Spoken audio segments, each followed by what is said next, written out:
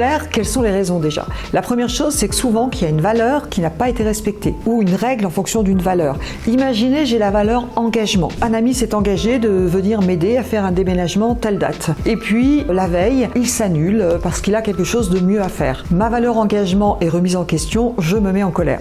Normal. Et donc la colère, qu'est-ce qu'elle me dit? Elle me dit, fais respecter les règles ou assouplis tes règles. Donc je vais m'exprimer et donc ça sert à ça la colère. Une deuxième cause, ça peut être la répétition. Et bien, imaginez que ce même ami me fasse la même chose plusieurs fois. Une fois, je lui trouve des excuses. Ok, il a eu un engagement ailleurs. Bon, je peux comprendre. Mais c'est une fois, deux fois, trois fois. La répétition va provoquer aussi de la colère. J'ai donné une information à mes enfants. Je leur ai demandé de ranger leur chambre. Une fois, c'est pas fait. Je le ferai plus tard. Deux fois. 3 fois, vous voyez ce que je veux dire?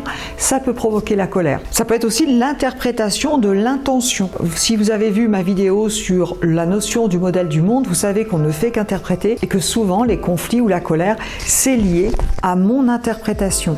Je pense que la personne a fait ci ou a dit cela pour me faire du mal ou parce qu'elle n'a rien à faire de moi. Bref, souvent la colère, ça peut être lié à ce genre de choses. Alors, il y a différents types de colère et on pourrait parler de, je dirais, un thermomètre de la colère. Il y a des moments où on va pouvoir échanger, essayer de trouver des solutions, et il y a des moments où je vous conseille vraiment de reporter l'échange et en parler plus tard. Quand la personne a de l'agressivité, dans l'exaspération, et que ses réactions sont violentes, une notion de vengeance ou ce genre de choses, la cruauté, vraiment dans ce cas, vaut mieux reporter à plus tard, si c'est possible bien sûr. Maintenant, quand il s'agit d'une personne qui est irritée, agacée, énervée, qui est plutôt dans la protestation, le reproche, l'opposition, eh bien là, il sera intéressant de mettre en place certaines façons de faire pour faire tomber la colère et trouver une solution ensemble. Voici les 6 étapes pour gérer une colère. La première, c'est de laisser l'autre s'exprimer. Laisser s'exprimer, c'est dire ce que la personne a à dire, etc. La deuxième, c'est de poser des questions pour reconnecter au cognitif. Pourquoi? Parce que quand je suis dans une émotion forte, c'est plutôt mon cerveau limbique qui s'exprime quelque part et souvent j'ai plus accès à ma réflexion, un peu comme quand je suis hyper stressée. Donc l'idée de poser des questions, ça va permettre à la personne de reconnecter à son cerveau et de faire tomber la colère. Reformuler de façon positive, ce sera la troisième étape. La quatrième, informer. Qu'est-ce qui se passe? Pourquoi on a fait ceci ou on a dit cela? Proposer une solution et valider.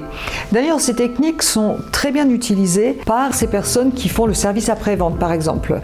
J'ai eu affaire à certaines personnes qui font de l'après-vente et ça m'est arrivé d'appeler avec un mécontentement. Je n'étais pas extrêmement en colère, mais qu'est-ce que fait la personne? Qu'est-ce qu'on apprend au vendeur? On apprend de laisser s'exprimer. Bonjour madame, qu'est-ce qui ne va pas? Qu'est-ce qui se passe pour vous? On va poser des questions. Et qu'est-ce qu'ils font? Ils posent des questions même s'ils connaissent les réponses. Vous êtes bien madame Lafort? Oui. Vous êtes bien, vous habitez bien à tel endroit? Oui, etc., etc. Et donc le fait de me poser des questions, ça va me permettre de me reconnecter. Et puis en plus, je suis dans une séquence d'acceptation. Donc forcément, il y a en termes de communication, c'est intéressant. Et ensuite, je vais reformuler. Ce que vous me dites, c'est qu'il n'y a plus de chauffage dans votre appartement alors que vous avez un enfant en bas âge et que vous êtes embêté. Bien sûr, je comprends que vous soyez mécontent. Quatrième étape, informer. Eh bien écoutez, je vous informe qu'il y a eu une difficulté sur ce secteur et que l'électricité a été coupée.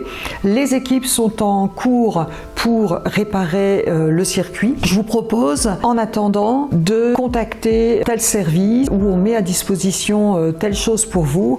Est-ce que vous êtes d'accord avec ça? Vous voyez, j'ai fait les 6 étapes. Maintenant, imaginez que vous êtes dans une situation personnelle. Imaginez, j'ai 2 collègues, une personne vient me dire je ne comprends pas pourquoi vous laissez partir cette personne à telle heure, c'est pas normal, pourquoi c'est toujours elle qui a des bénéfices, etc. Je vais laisser s'exprimer la personne. Ok, je comprends, j'entends que vous avez l'air agacé, ok, très bien. Je vais poser des questions pour comprendre. Qu'est-ce qui fait que ça vous agace, puisque a priori ça gêne pas votre travail, donc expliquez-moi ce qui fait que ça vous agace. Je reformule, ce que vous me dites, c'est que ça vous paraît pas normal et vous avez l'impression qu'il y a des préférences, c'est bien ça. Alors je vous informe que moi, ma vision des choses, c'est que tant que le travail est fait, c'est ok. Donc ce que vous ne saviez pas, c'est que cette personne va récupérer son temps de travail le samedi matin demain, à tel jour, à telle heure, etc. Et puis, sachez aussi que, bien entendu, c'est une politique de l'entreprise et que quand vous aurez besoin d'un temps personnel, bien sûr, ce sera OK, on trouvera aussi des solutions. Est-ce que vous êtes d'accord avec ça? Je reformule, j'écoute, mais en tout cas, jamais je ne laisse les choses comme ça, surtout pour des choses importantes. Et bien sûr, tout ce qu'on a vu sur la communication, la synchronisation, s'asseoir, être à la même hauteur, tout ça c'est super important. Et puis il y a des mots aussi qu'on peut éviter. Par exemple, si vous dites à une personne calme-toi, ça va pas forcément l'aider à se calmer. Par contre, explique-moi, on va trouver une solution ensemble, j'ai besoin de comprendre, ça peut aider. Plutôt de dire arrête de te plaindre, je peux dire par exemple je suis désolée que tu n'approuves pas mon choix. Plutôt que de dire tu exagères, eh bien écoute, je comprends que tu sois énervé, je te propose qu'on en reparle calmement. Plutôt que vraiment tu t'énerves pour rien là, eh bien plutôt aide-moi à comprendre ce qui t'agace, on va y réfléchir ensemble. Vous voyez, donc les mots qu'on va utiliser sont aussi importants. Bref, eh bien, toutes ces émotions, elles sont utiles et je vous rappelle que ce qui est le plus important, c'est la communication. Quand vous savez communiquer, vous allez éviter de perdre du temps, de l'énergie sur des conflits, sur des choses inutiles. Et je vous encourage à voir d'autres vidéos sur la gestion des conflits ou à nous retrouver dans nos formations. Si ces vidéos vous intéressent, eh bien, je vous invite à liker bien sûr et aussi à nous proposer quels thèmes vous aimeriez voir exploiter.